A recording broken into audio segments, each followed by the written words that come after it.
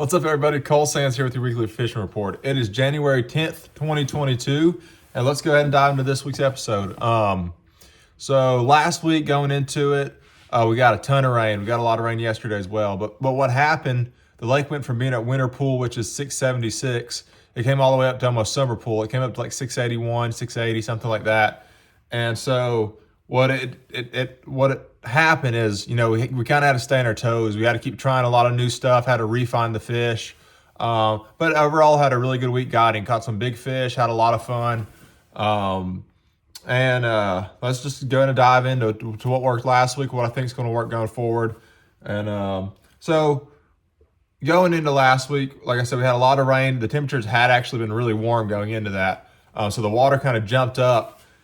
And, whenever the water just comes up really quick, one thing that will always hold true is fish will relate on rock structure. Rock's really easy because, if the rock's in 2 foot and the water comes up 4 foot, it's still rock. Now, a lot of the places I was catching fish when the water was down, it's specific ditches, specific flats where you're just kind of fan casting or, it's kind of a little bit deeper water. The fish aren't really holding on structure necessarily, but when it comes to rock, they'll sit on rock no matter what the water level is.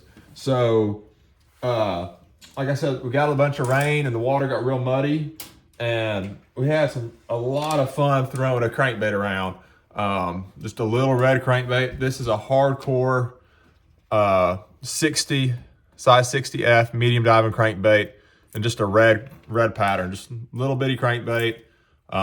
Something about red and muddy water always works. And that was definitely a staple. I had a couple little stretches of rock, some riprap, a lot of just bluffy rock type stuff that I'd hit every day, and we'd always pick up 5 or 6 really nice fish doing that. So that was fun. Caught a lot of fish on it. And the key with that crankbait, I like to get my boat kind of parallel to the bank.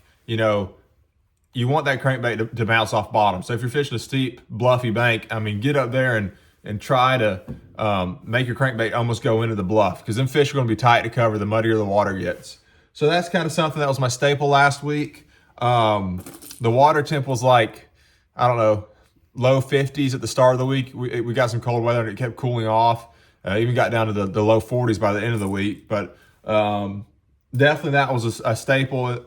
And then another one was that Yo-Zuri Rattling Vibe. That was one of our main colors last week, citrus. My client caught a 6.5 on it Monday, that one right there. Caught several other fish. And just kind of rotated between a couple different colors.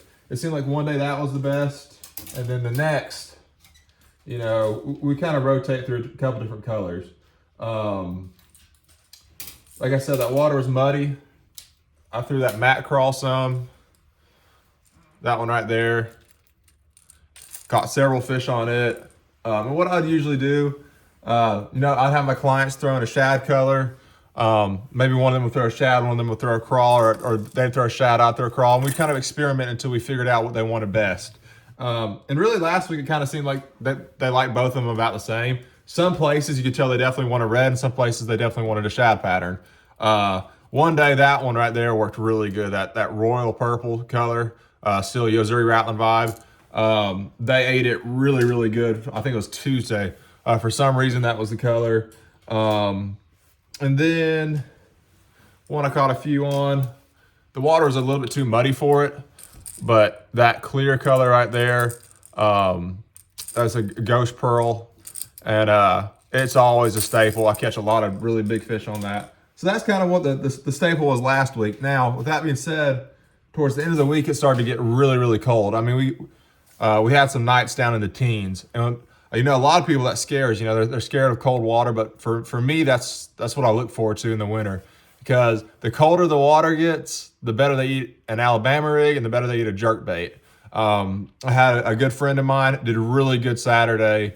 Said he caught just a ton of fish on an Alabama rig, which really, really excites me for these upcoming trips.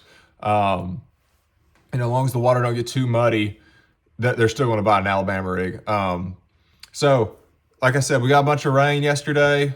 It's going to muddy the water up a little bit. If the water is muddy chocolate milk, I would stick to throwing, either a big spinnerbait with a thumping blade or that little red hardcore crankbait, something like that, that them fish can see, they can feel, and just get real tight to cover. Now, with these colder nights, the water's getting down to the mid-low 40s. I love to see the water even get down to the 30s. Them shadows start to die, and them fish will really set up good. But like I said, the water's come way up since we got all that rain. But as long as that water stays clear, that Alabama rig is going to be a killer. My favorite Alabama rig, one I actually started throwing this year, is a Diamond Baits Alabama rig. And this thing's really cool. It's got these really cool snaps on it. You actually don't even have to undo them. You just kind of slide your jig head on there. Throwing True Bass swim baits. You can tell that one got chewed up a little bit. True Bass swim baits. I usually throw, that's the true blue color. I'm throwing 4.5-inch swim baits right now. Just trying to get a little bit bigger bite. You can throw 2.8s, you can throw 3.3s or 3.5s or 4. It's kind of preference, but I like to try to go for a bigger bite. I'm not saying you can't catch a big one on a small swim bait, but I always try to make that middle swim bait on my Alabama rig something different. That's the citron color. It's got some chartreuse in it, and that's something that I really do think is important. Throw that on a 7.6 heavy with shark or tackle rod, and then throwing 20-pound fluorocarbon on it. A lot of people say, should I throw a braid or fluorocarbon? Does it make a difference? As far as the fish being able to see it, I don't think they care. I mean, you're throwing a bait with a bunch of wires on it. I don't think they care if it's either fluorocarbon or braid. Now, with that being said, I've watched underwater videos with people throwing braid, and that braid makes a sound in the water. 100%. It puts off vibration through your rod tip that I know the fish can hear. These fish are super pressured, and fluorocarbon doesn't do that. So that's why I throw fluorocarbon on an Alabama rig. I just think the fish are used to seeing, or used to feeling that braid vibration, and it doesn't hurt me none to throw fluorocarbon. I keep a plug knocker in my boat. If I get an Alabama rig hung, I'll just go get it. I ain't worried about breaking off. So that's going to be a killer. And the old Yo-Zuri jerk bait's about to really play. It seems like the colder it gets, a jerk bait and an Alabama rig is the only two baits really that you need. That's the two I'll have on deck anyways. The colder it gets, that's the two I have. If the water's muddy, I'm still going to keep a rattle trap or a rattling vibe tied on. But usually once that water gets below like 42, that rattling vibe kind of dies a little bit, and then that Alabama rig or that Yo-Zuri jerk bait will really start to perform. So that's kind of what's worked, what I think is going to work going forward. As far as an Alabama rig and a jerk bait, as this water cools off, these fish are probably not going to be super shallow. A lot of the fish I have been catching have been in, 1 foot, 2 foot, out to 5.